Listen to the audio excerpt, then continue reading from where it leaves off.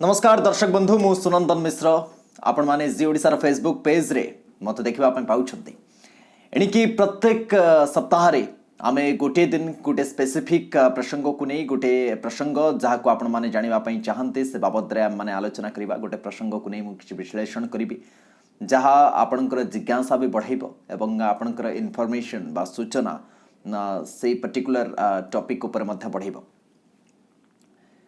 राजनीति को नहीं अनेक लोकंकर भिन्न भिन्न मत अच्छी। राजनीति को किछि लोक पसंद करती, किछिंकर राजनीति सहित संपर्क भी रही से प्रत्यक्ष भाव राजनीति सहित संश्लिष्ट भी। किछि लोक राजनीति को भ्रूक्षेप करती किंतु किछि लोक एमती अच्छा जो माने राजनीति सहित अंगांगी भाव में प्रत्यक्ष भाव में जड़ित नथिले भी राजनीति विषय रे जानिबा पई गोटे व्यग्रता भी थाए, उत्साह भी थाए।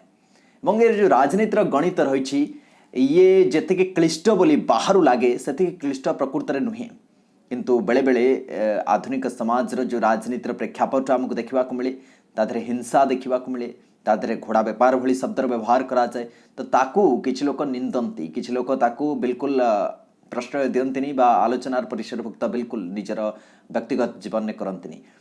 किंतु गोटे कथा मु आपण मानकु कहबी जदि भूल हबनी से कथाटी होछि जे राजनीति जिते नीति अच्छी, अर्थनीति अच्छी, कूटनीति अच्छी, विभिन्न प्रकार नीति अच्छी। आम नीति भितर राजनीति मध्य अन्यतम श्रेष्ठतम नीति।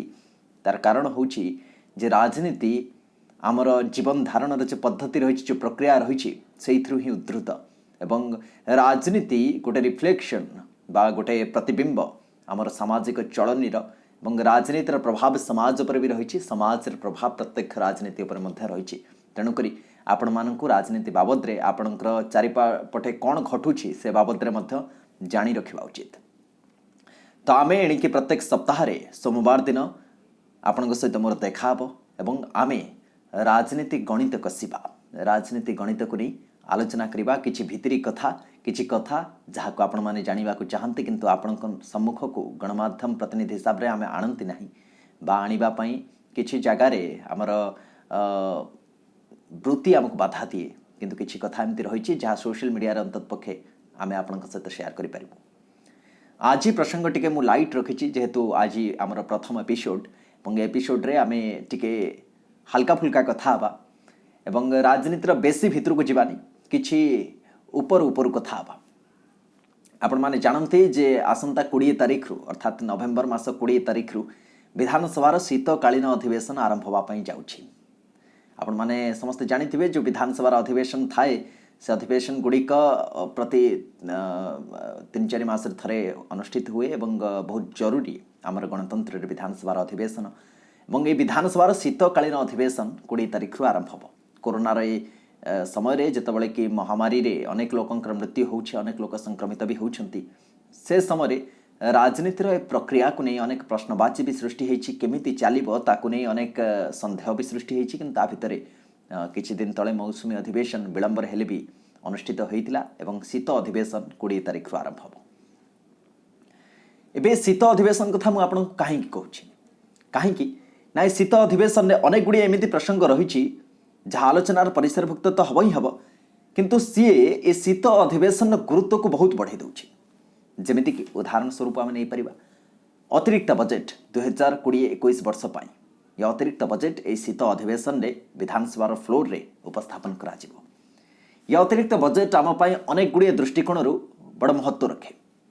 तार कारण होछि आपण मानकर मने थिबो जे किछि दिन तळे विरोधी तरफ ए दाबी भी करा जाउथला, ए प्रश्न भी उठिथिला जे सरकार अनेक विभाग निज निजर अर्थ खर्च करि पार नहांते एवं से अर्थ फेरी जाउछि। खास करी कोरोनार समय एमती अनेक गुड़िए विभाग रही जे काम ही करुनथिले कारण लॉकडाउन समय सबकिछि बंद थिला। से समय जो अर्थ व्यवहार करा जाइथिला से विभाग अधीन रे खर्च होबा पाई से अर्थ हैला को अर्थात से अर्थ फेरी जीवो बा से अर्थर जदि राज्य सरकार सठिक भाव तार व्यवहार न करिवे ताले से अर्थ खर्च न होई पारि पड़ी रहिबो।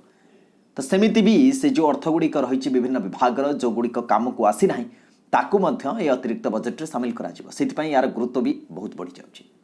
11,200 कोटीर ये अतिरिक्त बजेट आसीबा पई जाउछि राज्य सरकार जहाँ को 20 तारिख रे जेतेबेले विधानसभा कार्यकाल जो प्रक्रिया रही से प्रक्रिया आरंभ हो, विधानसभा शीत अधिवेशन आरंभ हो, सेतेबेले उपस्थापन करिवे विधानसभा फ्लोर रे। से ये विधानसभा अधिवेशन शीतकालीन विधानसभा अधिवेशन गुरुत्व भी बढ़ी जाउछि। ता सहित आहुरी किछि प्रसंग रही जहाँ उत्थापन करा जिवो। आ गोटे बड़ प्रसंग रोचे आग को पौर निर्वाचन हम आपण मैंने समस्ते जानती जे पौर निर्वाचन वर्तमान जदि आज डेट्रे आम कहवा ताले ऑलरेडी विलंब हो सारा पौर निर्वाचन 2-3 वर्ष है विभिन्न जगार चेयरमैन नहांती मेयर भी नहांती। भुवनेश्वर मेयर को कथा नियंतो अनंत नारायण जेना विधायक साजी सारे सीट्रे एपर्यंत कहीं बसी ना तो कोटि ना कोटि प्रश्नवाची भी सृष्टि होता जे पौर निर्वाचन हम केतबळे तार पूरा कहानी मु आपन टी कहि रहउछि। राज्य सरकार पौर निर्वाचन को जो नीतिगत आईन थिला से राज्य सरकार 64% संरक्षण व्यवस्था करथिले किंतु ताकू विरोध करी हाईकोर्ट रे बहुत पिटिशन दाखल करथिले एवं हाईकोर्ट ताकू कांछांट करी वर्तमान 50% कर दैछंती। अर्थात नियम होउछि जे 50% ही संरक्षण व्यवस्था पौर निर्वाचन में कराजिबो।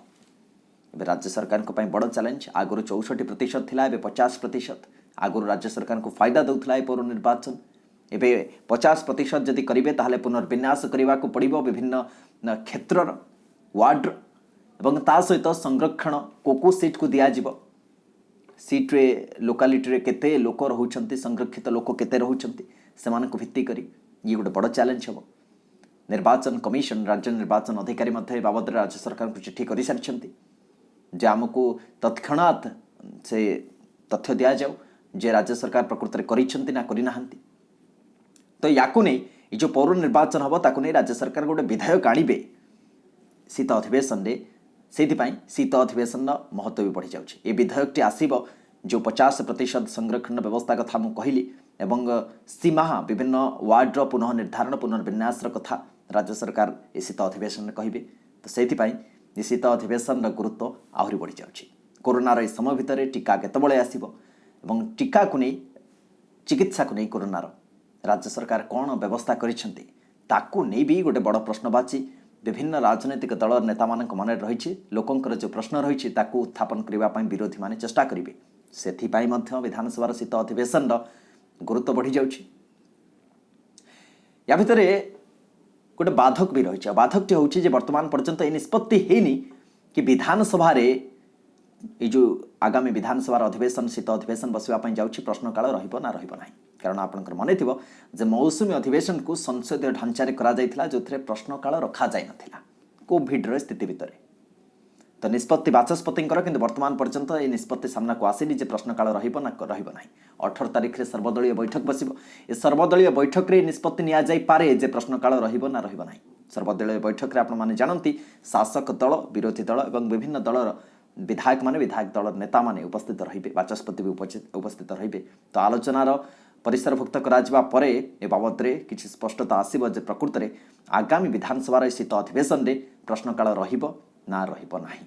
विरोधींकर कहवा कथा जदि विधानसभा प्रश्न काल रहू नाही ताले विधानसभा चलिबार किछि अर्थ नाही।